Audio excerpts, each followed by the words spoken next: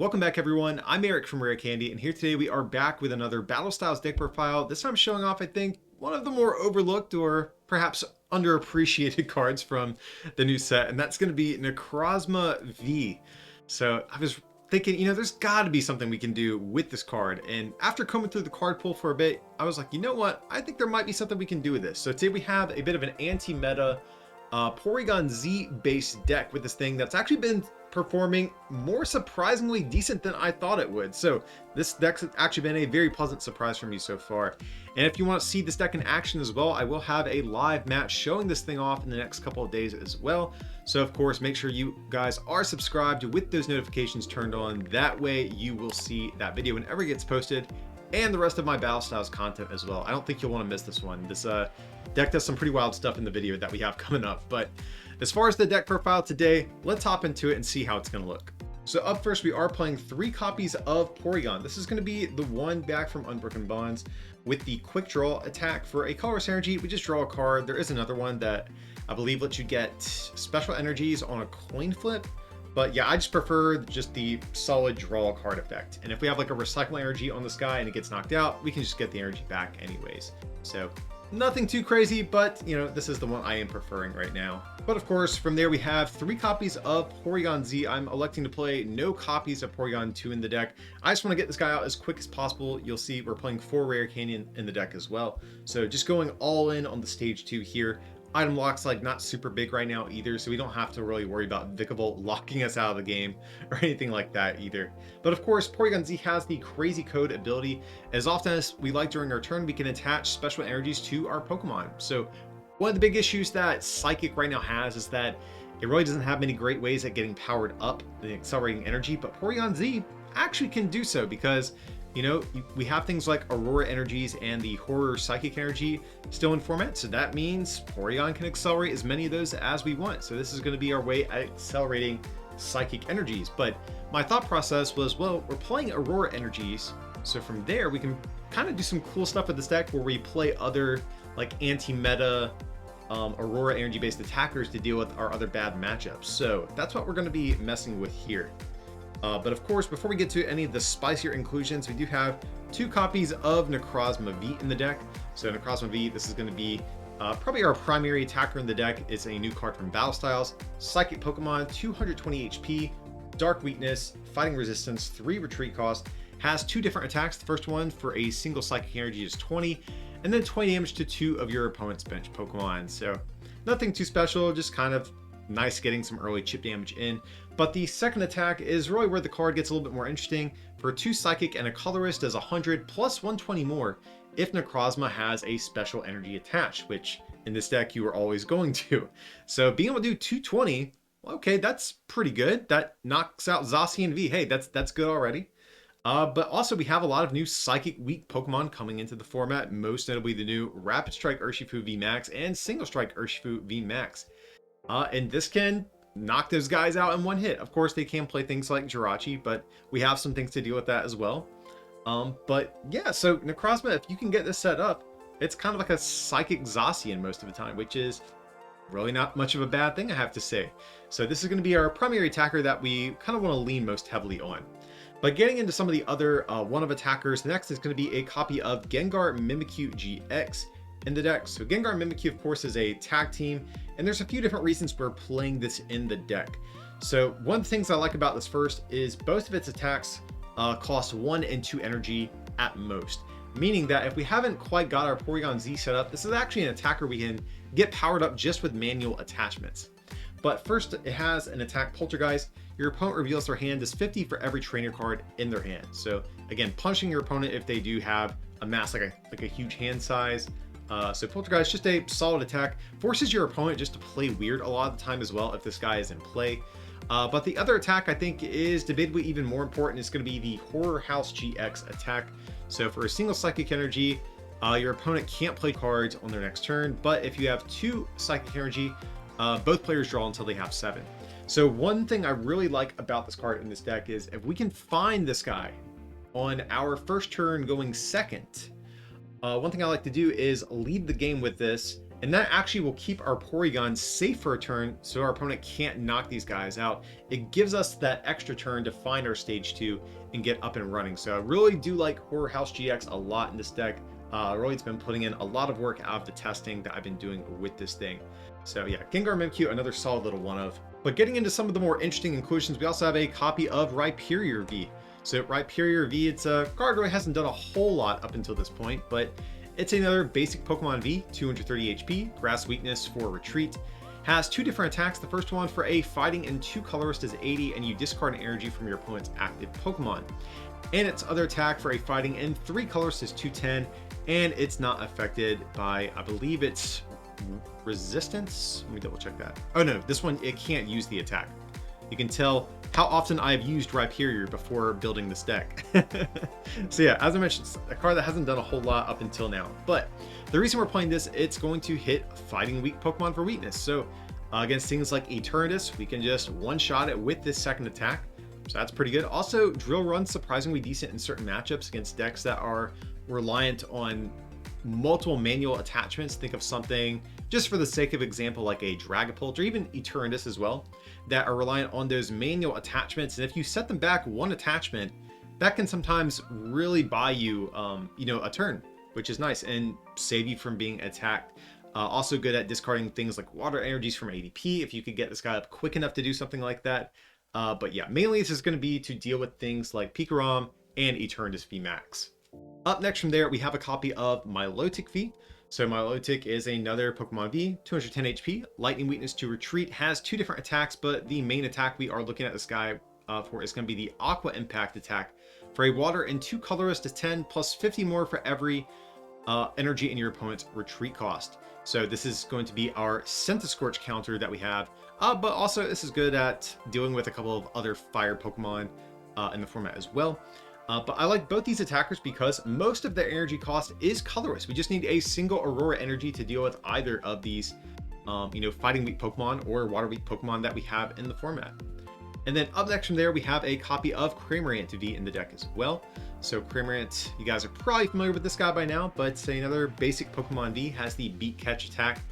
We can search the deck for 2 cards, put them in our hand. So especially if we are going second on our first turn, if we lead the game with this and we can't get our Gengar Mimikyu set up, Beat Catch is another solid attack we can use to grab our Rare Candy Porygon. But Spit Shot, of course, is going to be the more interesting attack here. For 3 colorless energy, we just discard any energy attached to this guy, and it does 160 to one of our opponent's Pokemon. Very good attack, especially because we are playing Recycle energies with this. We can discard all those Recycle energies, get them back into our hand, and just reattach them next turn with Porygon. But this can be nice at picking off things like Dedenne GX and also Jirachi GX, which some of the Psychic Weak Pokemon coming into the format might be playing. So Cramorant, just another solid Pokemon. A good closer, actually, too, at picking off Dedennes for game. Up next from there, though, we have one copy of Ditto V. I think this is a kind of important card in the deck as well, just because in the matchups we are playing things like Milotic and Rhyperior for it. We kind of want 2 copies of those Pokemon, more than likely. So Ditto kind of acts as our second Rhyperior, our second Milotic, and also our third Necrozma if needed as well, or even a second Cramorant. So you could opt to play something like Ordinary Rod in the deck as well. I think that would also serve a similar sort of function. But what you can do is you can, if you have your Rhyperior or Milotic set up already, you can have Ditto on the bench already powered up. That way, after your opponent knocks out your Pokemon, you don't have to find Ordinary Rod plus a search card plus energy. Ditto can just sit on your bench and be ready to go. So I think I like this a little bit more than Ordinary Rod in the deck. But of course, if you aren't familiar with this, Ditto has this ability. It allows you to take a Pokemon V from your discard and replace it with Ditto, but it keeps any damage counters, energy, special conditions, etc. that might have been already on the Ditto V. Next up from there, we have one copy of Mew for the Bench Barrier ability, just to prevent things from sniping our Porygons, whether it be a Pikarom or a Cramorant V or even the new Rapid Strike Urshifu. Want to kind of protect these Pokemon if at all possible. And then we also have a copy of Oranguru as well for the Primate Wisdom ability. So of course we can take a card from our hand, put it on top of our deck, and swap the 2. This can be sometimes nice if we are going to go for a Professor's Research and we have Rare Candy in hand but no Porygon. So we can put that Rare Candy back on top of our deck, use Research, that way we can try to draw into both the Rare Candy and the Porygon, or vice versa really. We also have a copy of Dedenne GX for the Dede Change ability. Just discard our hand, draw 6. Up next from there, we also have a copy of Oricorio GX, which has actually been a card I've really been enjoying in the list. Has the Dance of Tribute ability. So once during our turn, if one of our Pokemon was knocked out on our opponent's last turn, we can draw 3 cards on our turn. So one thing I do like about Oricorio is that, our bench can get kind of clogged, I've noticed, with this deck. And sometimes just having the one Oricorio can be better than having like a Dedenne and a Crobat in play. Just because a lot of times you can't afford just filling your bench with these multi-prize Pokemon. And typically, if one of your attackers goes down, you're probably going to need more than just a draw supporter to find an attacker and the energy you need on your next turn. So Oricorio is a nice way at just keeping a way at drawing additional cards in play every turn. So you could cut this for maybe a second Dedenne, but right now I actually really am liking the Oricorio. And from there, we also have a copy of Crobat V as well for the Dark Acid ability. Just draw until we have 6 cards in our hand.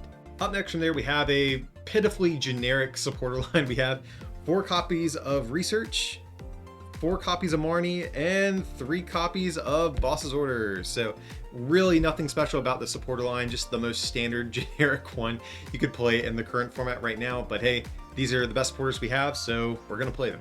And then our only stadium is going to be 1 copy of Chaotic Swell. I kind of consider us a bit of an anti-meta deck, so having the Chaotic Swell to keep our opponent's stadiums out of play could be good, especially since we have some good new stadiums coming into the format as well, with the new Tower of Darkness and Tower of Waters. Up next from there, we have 4 copies of Quick Ball to find our basic Pokemon, and we have 4 copies of Pokemon Communication as well. So Communication, of course, we can use this to find our basics, but also, of course, we can use it to find Porygon Z. We just have to put a Pokemon back into our deck and get a different one. From there, we have 4 copies of Rare Candy. Of course, like I said, guys, we don't want Porygon 2. We just want to get this guy out as quick as possible. So maxing out the Rare Candies just to make sure we can find Porygon on turn 2. We also have 2 copies of Air Balloon in the deck just to give our Pokemon 2 less retreat. I think a lot of the time you actually don't even need Air Balloon just because Recycle Energies are kind of a pseudo retreating method. Like, let's say you want to retreat your Necrozma, you can get 3 Recycle Energies down, hard retreat getting those energies back, and just re-accelerate them back with Porygon. But especially in the early portions of the game, I do like Air Balloon. It is going to allow us to potentially attack with Gengar Mimikyu or Cramorant very early on if we need one of these like setup attacks until we get our Porygon set up. Just having free retreat, or 2 less retreat I should say, is just a good effect in general. And then from there, we have 1 copy of Tool Scrapper to round out our trainer cards. Our Necrozma hits for 220, which is a pretty good number against Zacian, but if they are playing Big Charm or Metal Goggles, that is really going to throw off our math, and Tool Scrapper is a way to kind of fix that and make sure we can still take those one-shots. But getting into our energy, we have 4 copies of Aurora Energy in the deck. So whenever we attach this to one of our Pokemon from hand, we have to discard another card from our hand. But of course, this provides any energy type. This is going to, of course, not only provide psychic energy, but also the fighting energy or the water energy that we might need. Also, I guess technically you can even attack with things like Dedenne, Crobat, and Oricorio. You never know when you'll need a Tingly Return GX, but of course, mainly just to provide the energies for our attackers here. We also have 4 copies of the Horror Psychic Energy as well. So as long as it's attached to a Psychic Pokemon, it provides Psychic Energy. But if that Pokemon becomes damaged, the attacking Pokemon takes 2 damage counters as well. So again, if you are playing against a Zacian and they do have a Big Charm or a Cape of Toughness or Metal Goggles, if you have multiple of these on your Necrozma, that can still bypass those tool cards and allow you to take a one-shot on your next turn potentially. So there are certain situations where the extra damage can come in handy. We also have 4 copies of Recycle Energy, I think obvious staple for Porygon Z decks. So it just provides a colorless energy, but when it gets discarded from play, it comes back to your hand. So like I mentioned already, if we discard this energy with Cramorant to use Spit Shot, we get this back. If we hard retreat, we get this back. So Recycle Energy is a very solid card if we are playing Porygon.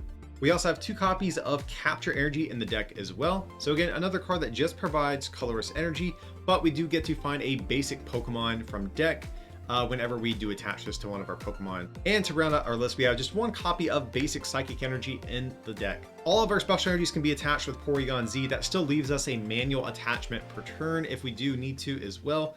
So just having the extra Psychic Energy can be nice, just because Necrozma and Gengar both need at least 2 apiece. So just in case we have to discard some of these guys early on or prize some, we can't get them back since they're special energies. So gonna play the 1 extra Psychic Energy just to help with that a little bit. But that's going to wrap up our look here at the Necrozma Porygon deck. If you did enjoy today's content, guys, of course, remember to like, subscribe, and turn on those notifications. That way you will be notified whenever the live match showing off this deck in action gets posted, and the rest of our upcoming Battle Styles content as well.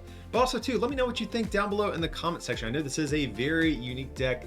Do you think this thing has any chance at being some sort of viable anti-meta deck? Sound off down below in the comment section. Very curious to know your thoughts about this potential archetype. But if you did enjoy today's content and you want to help support the channel a little bit, guys, you can check us out over on patreon.com/rarecandytcg, or you can pick up some merch over at rarecandytcg.com as well. It would mean a lot. But as always, thanks so much for watching, and I'll see you next time.